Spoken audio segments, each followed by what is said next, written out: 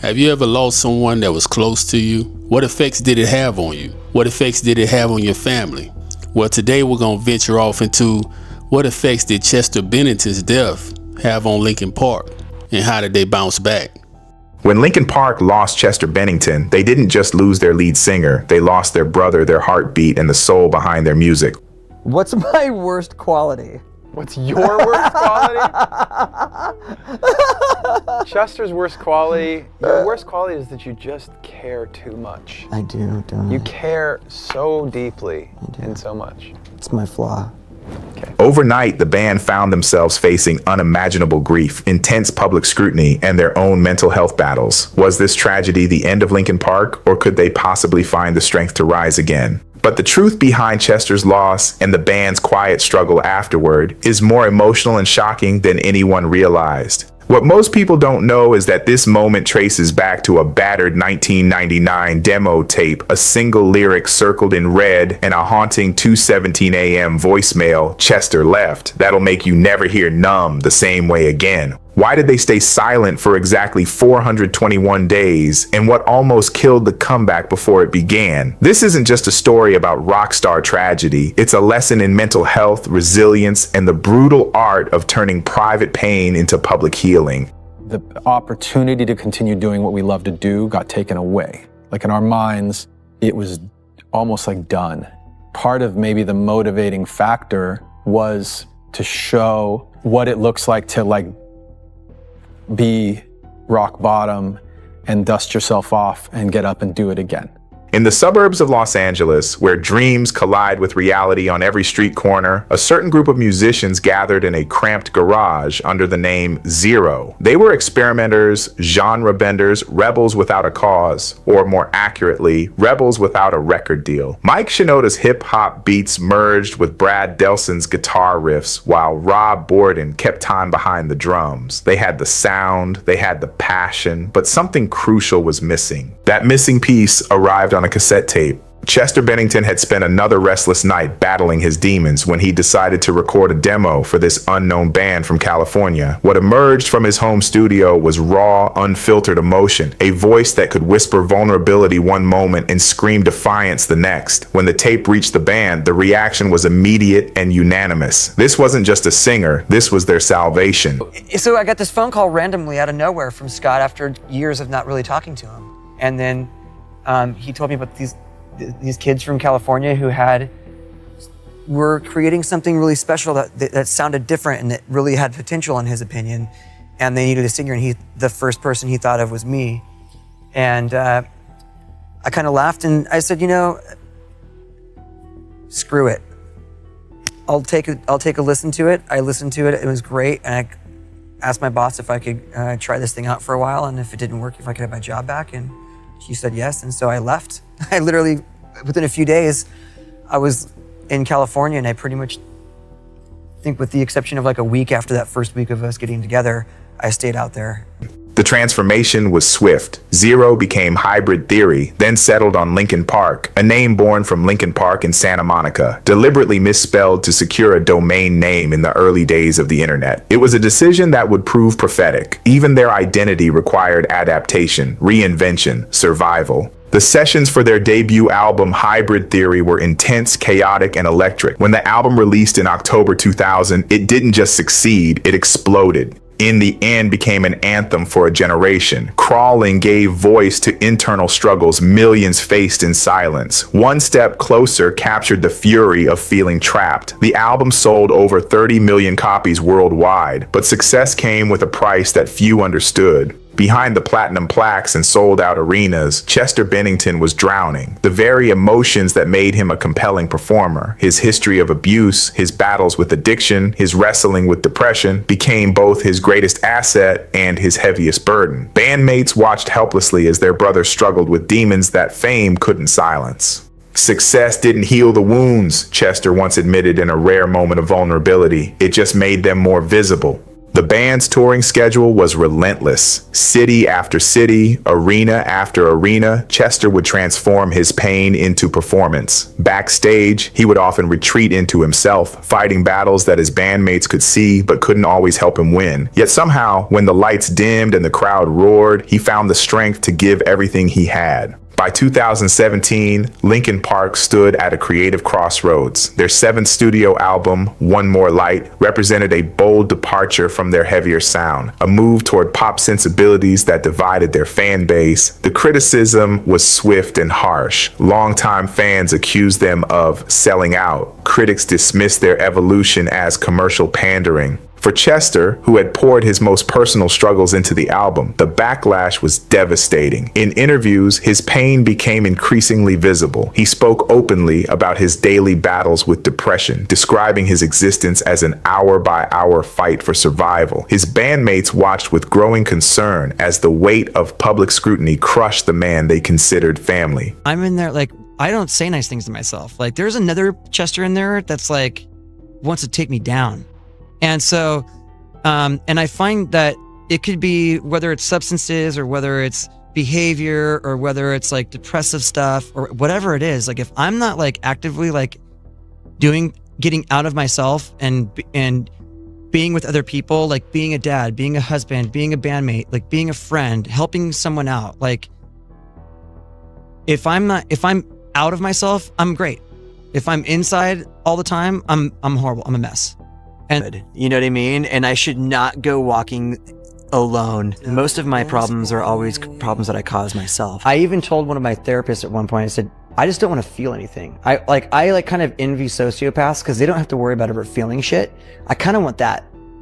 And she's like, you mean you don't want to be a human being? I was like, yep, that's what I want. There's different levels of depression. Clinical depression is something that you actually can't get out of and you need to be you need to see a doctor. You have to get medicated for it. You need to go to therapy. There's like things that you need to do in order to get out of it or else you won't. It's not like, oh man, like I kind of like that. I'm just bummed. It's like, I don't want to do anything. And I don't feel like doing anything, and I don't like anything. Like we could see he was hurting, Brad Delson later revealed, but Chester was also incredibly good at hiding just how much.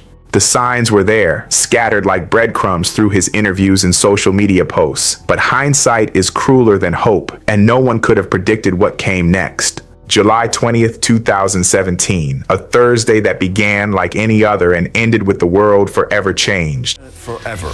Bennington was found dead in a home near Los Angeles Thursday morning. Authorities say it may have been suicide. Bennington is survived by his wife and 6 children. And this comes only months after Soundgarden's Chris Cornell, a close friend of Bennington's, committed suicide. We were booked to play the show so that we could promote our single Heavy and play that song, and then we heard the news about Chris Cornell and had a little powwow in the dressing room before we went on, and we said, you know, the thing that's good for the band to do is to play Heavy, but the right thing to do is play One More Light because it's about the loss of a friend. And even when we did play the whole song, and it was live on TV or taped for film for TV, he kind of just stopped like towards the end, like he missed the last couple lines of it, just couldn't finish the song. we're gonna come out and play Heavy first, but in light of our dear friend Chris Cornell passing away, we decided to play our song One More Light in honor of him to start this off. We love you, Chris.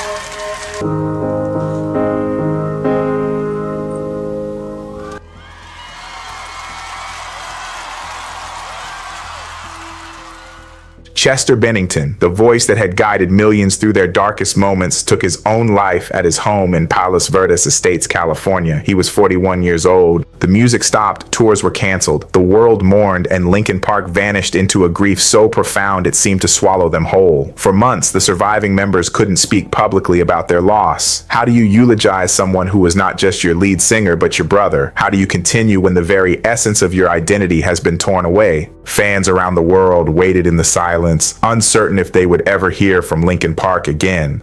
Time that like, oh, now Chester's gone, maybe I don't want to do music anymore. Was there any of that? Yeah. No. Of course. 100%. 100%. It's like, for me, it just felt like too much. Like to get back on it and try and do some version of music and also be seen through the lens of what had happened.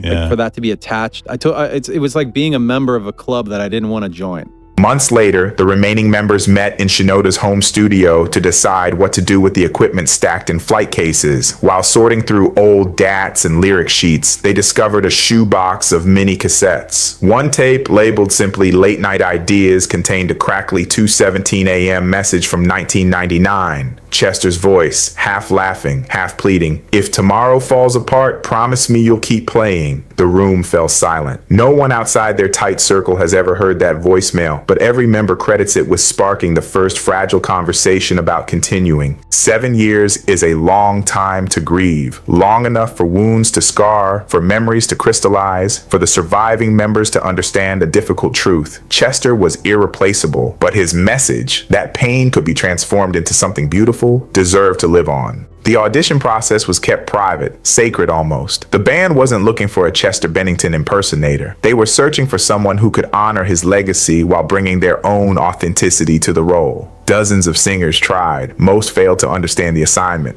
Then Emily Armstrong walked into their rehearsal space. Armstrong, the powerhouse vocalist from Dead Sarah, approached the audition with reverence and courage. She didn't try to mimic Chester's distinctive growl or replicate his stage presence. Instead, she brought her own interpretation to songs that had become hymns for the heartbroken. When she finished her first song, the room fell silent. These were musicians who had shared stages with Chester for nearly 2 decades, and they were crying. Emily wasn't trying to be Chester, Mike Shinoda explained. She was trying to be herself, and that's exactly what we needed.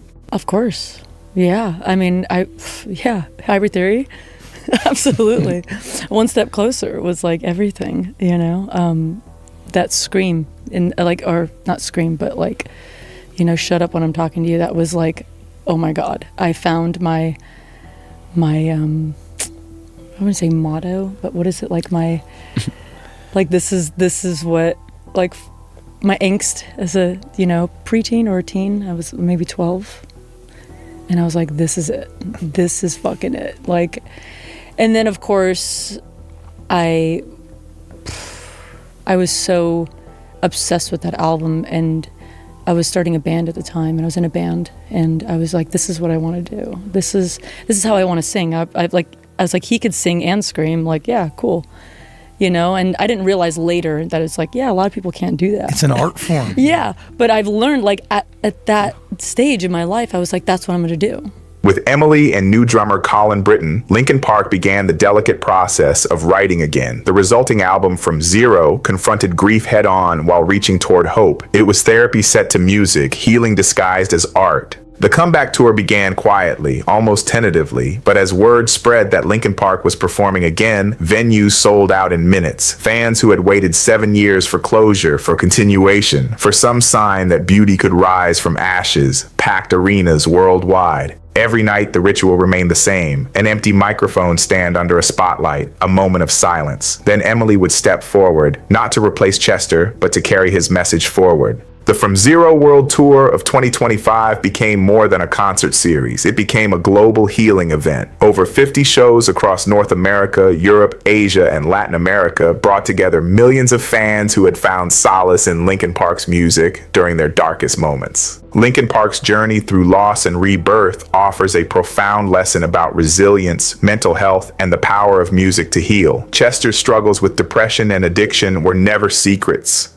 They were woven into the very fabric of their music. In dying, he reminded the world that mental health battles are real, urgent, and worthy of our attention. In returning to the stage, his surviving bandmates proved that grief doesn't have to mean the end of the story, that love can persist beyond loss, that music, at its best, becomes a bridge between pain and possibility. Linkin Park's story serves as both warning and hope. The warning, mental health struggles are serious and deserve immediate attention. The hope, even in our darkest moments, we are not alone, and tomorrow remains unwritten. If anything in Chester's story hit close to home, crack open the video description before you bounce. I tucked a short stack of must-read books there that are sure to help. Death affects us all in different ways. Chester Bennington's death allowed them to take a chance. And when they got Emily Anderson, that was out of the box and out of the realm of what anyone would have expected. And right now, it's the best thing that may have happened to them. Feel free to subscribe to the channel, like the videos, share it, come back and watch some more videos. I got more content coming, and I'll see you in the next one.